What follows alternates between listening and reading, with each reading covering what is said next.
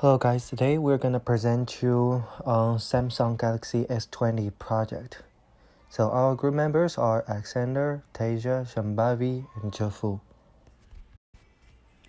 So our agenda is gonna be project introduction, project scope, assumptions, breakdown structure along with scan chart, and then we will have a network diagram. Also, we are gonna also analyze it on stakeholders with RACI matrix. Then we will have a risk assessment with a contingency plan. Lastly, we will have a project summary on this one. First of all, our project objective is to deliver a profitable and latest Samsung smart cell phone model that is long-lasting, good quality, innovative, and useful for our customers to use with a 5G network technology and at an affordable price within a time period of approximately 30 months. We will be also finishing the R&D of new technology applied to this phone, along with the development of 5G technology.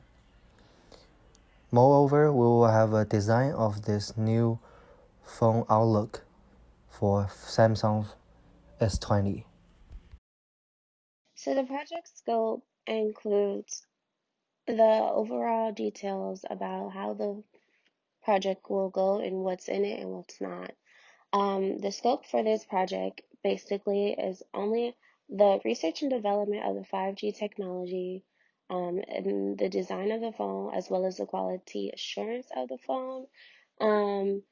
The scope of this project will not include promotional material, manufacturing of the phone, or supplying phone to any phone carriers. Basically, it's very mainly focused on just research and development in the design. There is no actual manufacturing or production of the phone for this project. Okay, so now let's talk about assumptions. Firstly, all the tasks are on track and will be completed in time. We will be using work breakdown structure to ensure on-time schedule activities.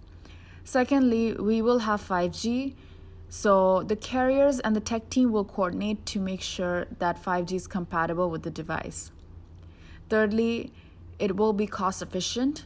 The material cost will be within the budget to ensure cost efficiency and profit as well. We will also go through a quality check at least 3 to 4 months before putting it out in the market.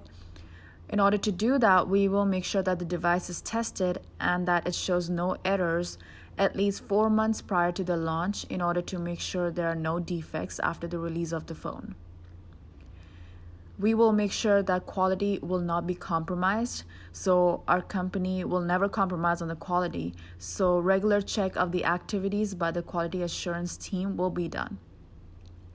Lastly, the delivery dates. We will avoid any back orders as we will start our pre-orders for the phone right after the launch. We will look into the potential customers and dive deep into our market research in order to make sure all the pre-orders are delivered within 5 to 7 business days. Before we start developing the new Samsung S20 smartphone, we want to make sure that we have identified all the people who will be involved in the project. And we're doing that by grouping them into their levels of participation, interest, and power. And so we use the power interest grid. The power interest grid is divided into 4 quadrants. If we take a look at the matrix, we can see that the upper left corner are the ones we want to keep satisfied. Here we have placed the project manager as we want to keep him satisfied, as he's accountable for all the deliverables. If we move over to the right, we have those we want to manage closely. These are the stakeholders that are of high power and also high interest. The government is one of them, and they are responsible for giving us the permit to use the 5G signal in our smartphone. So we want to make sure that we're in close communication with them at all time. Another important stakeholders is the Samsung executives. The Samsung executives want to monitor our project closely as we're developing the flagship phone of Samsung. So we want to make sure that we have their support and fully ensure that they grasp what we're doing and how far we're in the process. If we move down to the one we want to keep informed, which is in the lower right corner, we have placed our internal departments. These include the research and development, the software team, the hardware team, the design team, and also the quality assurance. These are the ones we want to make sure that are kept up to date with the project and also how we're doing with getting the permit to use 5G signal and the overall project progress. The work breakdown structure of the Samsung S20 5G smartphone helps us break down all the objectives into smaller components. This project involves 5 objectives. The first one is design, which involves the design manual, how the colors, what colors we should have, the measurements of the phone, the concept model. The second is the software. It involves a design document that says how the phone should be programmed. We also want to develop our operating system, which is a new version of Android. The third one is the hardware. It involves the print circuit board, other components, and also the hardware interface. The fourth one is the 5G technology. Since the project scope includes to develop the 5G technology, we want to do our research and complete the development and testing of the new 5G signal. And lastly, it is the integration and quality check. Another parameter in our project scope is quality. So we want to make sure that when we integrate our hardware and software, we have conducted the necessary tests in order to deliver a smartphone of high quality. Based on work breakdown structure, we have a Gantt chart that shows a visual display of the whole project and the timeline of all tasks. Besides, we also have the relationship among all tasks and some potential delays we might face. This project will start from October 17, 2020 until January 12, 2023, which would be around 123 weeks, which is around 30 months. In the Gantt chart, we found that the R&D and model design would take most of the time during this project, and we found out that the 5G technology could start at the same time as phone design starts. Therefore, it might be delayed if either 5G technology development is not completed or the phone design is delayed, which would make the whole project delay. Since the last step is a quality check and the integration of all technologies, so we need them complete on time. After the Gantt chart, we will have a network diagram, which shows the critical path from the start to the finish, as well as the duration of the project and the basic structure of this project. On the critical path, we can see that we will have phone design, model design, color design, and the software and hardware design, and the last step, which is integration of and quality check. However, 5G technology is not on this path because it has few weeks of slack as well as the measurements. And on this chart, we will see the green arrow is the critical path. After the model is designed, we will start the software and hardware. Then it will be straightforward toward quality check and tests. After the check and the test are passed, the project is finished. As the development of the Samsung S20 5G involves many departments, it is essential that we identify roles and responsibilities at an early stage. And by using the RACI matrix can help us set those expectations of the people who are involved in the project. If we take a look at the RACI matrix, we have all our tasks listed and all the people who are involved in the project. We have 5 main tasks. The project manager is accountable for all of them. He's responsible for informing the Samsung executives. And for the design, it is the design team who is responsible for creating everything that relates to the design of the phone.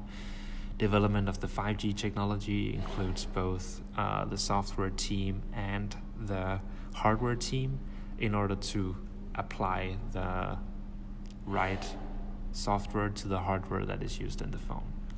It also involves the research and development by the R&D department, which of course is necessary in order for them to program the 5G into the phone. The software department is mainly taken care of by the software team. The hardware main task is mainly taken care of by the hardware team. And the integration and quality check really puts the whole project together. It's where we integrate the software with the hardware. It involves the software and the hardware team doing that. We have the quality assurance who is responsible for the vibration test to make sure the phone is durable and it's resistant. We also want to make sure that we conduct a high and low temperature test so that the phone can meet the quality expectations of being used in multiple environments. And lastly, and probably also the most important, is the 5G. We want to test the 5G signal to actually make sure it live up to its expectations and metrics. Next, we paid attention to the risk assessment. We identified 3 risks that can possibly happen with this project. The first risk we identified was no government approval. Basically, this means that the government doesn't approve of the 5G technology being distributed. The risk severity that it has on our project is undesirable, and the risk likelihood for this project is improbable, meaning that it's very low that this might happen. Based off this, we can calculate the risk rating as high, however, and we can basically seek support with this risk. The best thing we can do for this risk to mitigate it is just rework the product until it fits the government's approval. The second risk we identified was 5G being too dangerous. Basically, previously researchers have mentioned that 5G technology may lead to health issues, and the risk severity of this is intolerable for our project, meaning that if this happens, the whole project may fail. The likelihood of this project is possible, but we don't know yet. The risk rating for this is extreme, and it can make the whole project be put on hold.